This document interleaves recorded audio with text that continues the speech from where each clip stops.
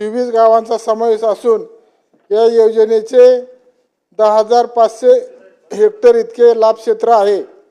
सदर योजनेसाठी जवळजवळ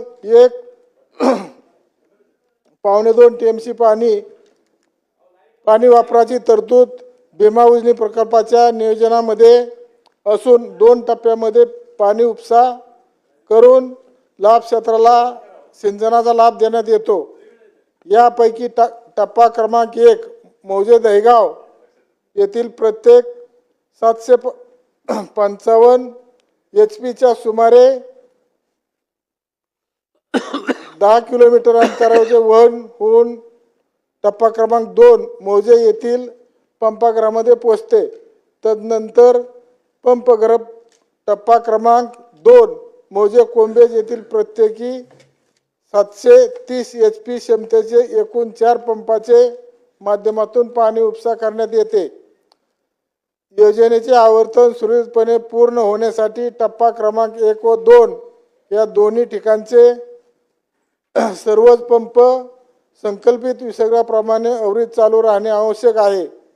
दहेगाव उपसा सिंचन योजनेचे पाणी उपसा पातळी ही 490 मीटर इतकी असून उन्हाळी हंगामामध्ये उजनी धरणाची पाणी पातळी ही झपाट्याने कमी होते।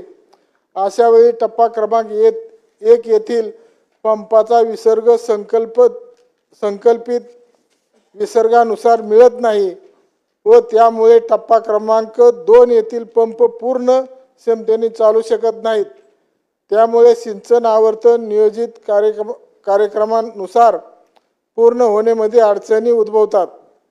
त्याकरता उजनी जलाशय ते दहेगाव उपसा सिंचन योजनेचा टप्पा क्रमांक 1 मधील संपवेल यांना जोडणारा पूरक कालवा व 4x ची तळ पातळी 490 मीटर ऐवजी 485 मीटर केल्यास योजनेचा टप्पा क्रमांक 1 व 2 दोन्ही ठिकाणचे सर्व पंप संकल्पित विसर्गाप्रमाणे अविरत चालू राहण्याकरता मदत होऊन सिंचन आवर्तन नियोजित कार्यक्रमानुसार पूर्ण करण्यास त्याचा लाभ योजनेवर अवलंबून असलेल्या शेतकऱ्यांना होईल।